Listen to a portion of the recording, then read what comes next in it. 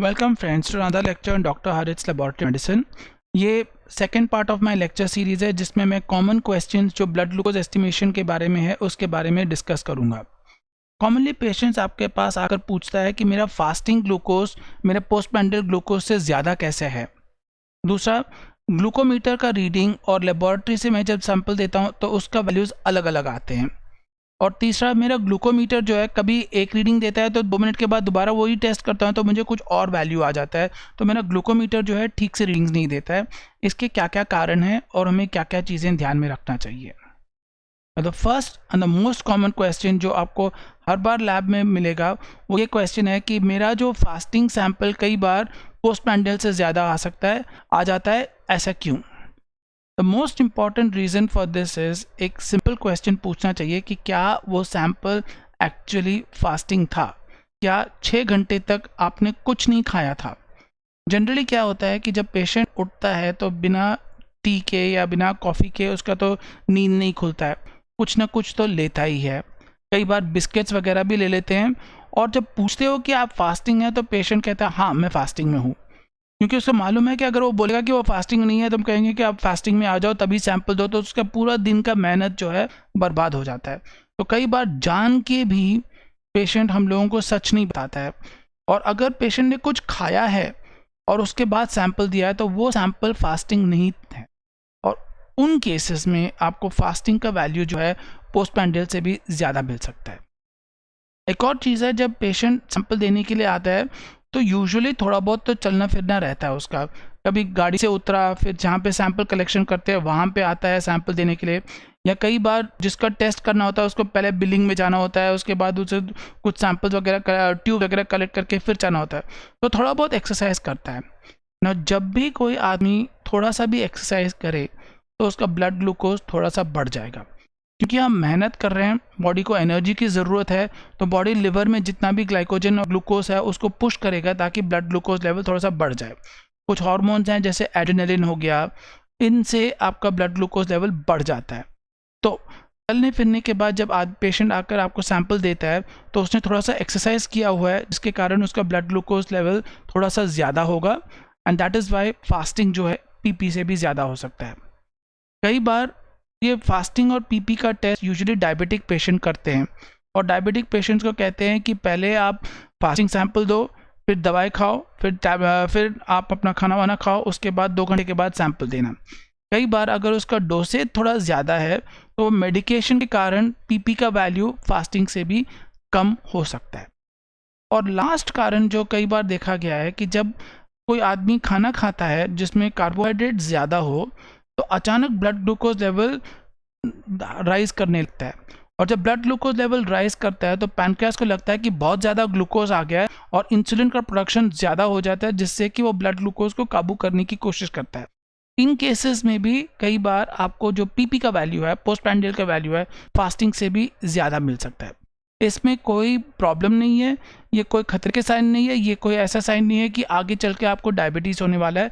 इतना है कि अगर आपके डाइट में कार्बोहाइड्रेट ज़्यादा है और रिफाइंड है तो जल्दी अब्जॉर्ब हो जाता है, ब्लड ग्लूकोज लेवल जल्दी से इंक्रीज़ होने लगता है, तो पैनक्रियास उसको काबू करने के लिए एक्सेस ऑफ इंसुलिन छोड़ देता है, और उस समय कई बार आपको ब्लड ग्लूकोज लेवल फास्टिंग से भी कम मिलता है। ना ग्लूकोमीटर और प्लाज्मा ग्लूकोज का रीडिंग्स जो है कई हम यूजुअली अलग अलग आते हैं, जिसमें आपका ग्लूकोमीटर का रीडिंग प्लाज्मा जो ब्लड सैंपल का ग्लूकोज है उससे थोड़ा ज़्यादा ही मिलता है। This we should understand it, और ये क्यों है इसका एक साइंटिफिक रीज़न है।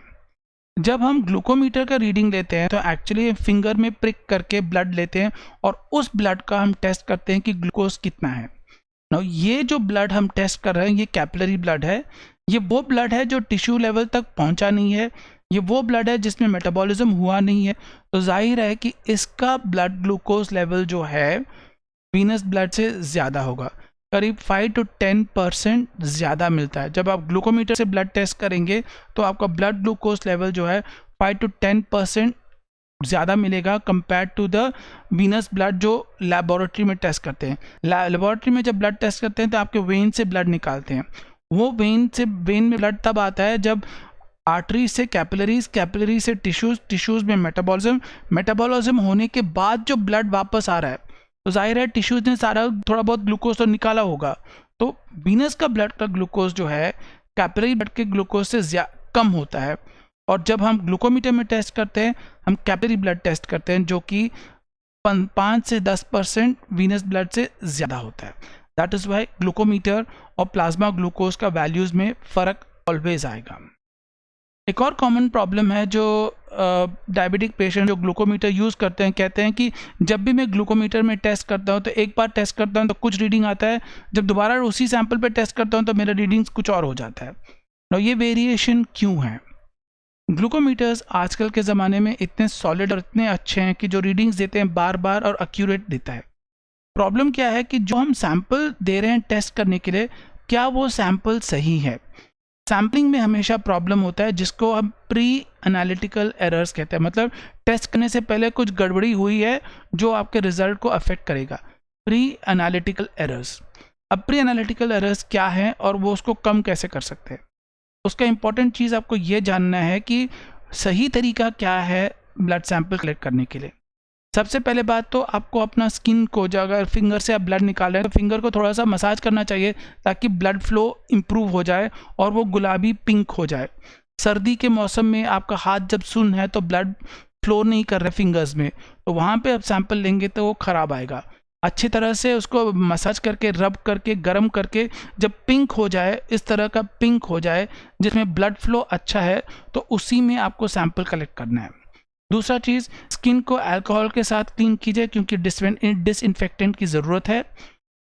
ध्यान रहे कि अल्कोहल के साथ क्लीन करने के बाद कुछ देर तक वेट कीजिए ताकि पूरा अल्कोहल सूख जाए। अगर अल्कोहल है और आपने ब्लड का प्रिक किया तो वो अल्कोहल भी ब्लड के साथ मिक्स कर जाएगा, आपका ब्लड सैंपल को डाइल्यूट करेगा, रिजल्ट्स ख़राब आएगा। फिर आप लैंसेट या वो नीडल से यूज़ करके प्रिक करते हैं। प्रिक करने के बाद प्रिक इतना डीप होना चाहिए कि जो ब्लड निकले वो फ्री फ्लोइंग हो, राइट?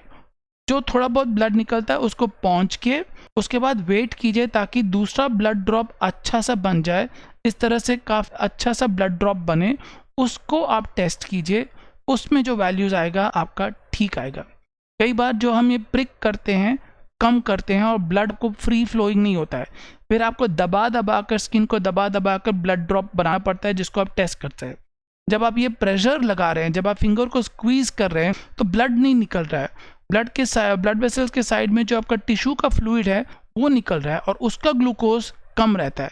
तो इसीलिए जब आप ज़्यादा प्रेशर लगाकर ब्लड को फोर्स करते हैं तो साथ में टिश्यू फ्लूइड को भी फोर्स कर रहे हैं, जिससे आपका ब्लड ग्लूकोज का रीडिंग जो है ख़राब आएगा। तो once again you should follow these things. पहले स्किन को अच्छी तरह से रब कीजिए ताकि ब्लड फ्लो अच्छा हो और ये गुलाबी कलर का हो। सेकेंडली, स्किन को अल्कोहल के साथ क्लीन कीजिए, फिर अल्कोहल को पूरा ड्राई कर लीजिए। उसके बाद लैंसेट को यूज़ करके प्रिक कीजिए। प्रिक थोड़ा डीप होना चाहिए, ब्लड फ्री फ्लोइंग होना चाहिए। पहला जो ड्रॉप आता है उसको वॉश कर लीजिए, उसके बाद वेट कीजिए कि अच्छा सा इस तरह से एक ड्रॉप बन जाए और फिर उसको ग्लूकोमीटर में टेस्ट कीजिए। और किसी भी कारणवश फिंगर को दबा दबा कर, स्क्वीज करके ब्लड निकालने की कोशिश मत कीजिए। अगर आप वो करेंगे तो आपका रिजल्ट हमेशा खराब आएगा। Thank you for listening to my lecture. Feel free to call me feel free to send me an email on my email ID. मैं आपको ज़रूर जवाब दूंगा। Thank you.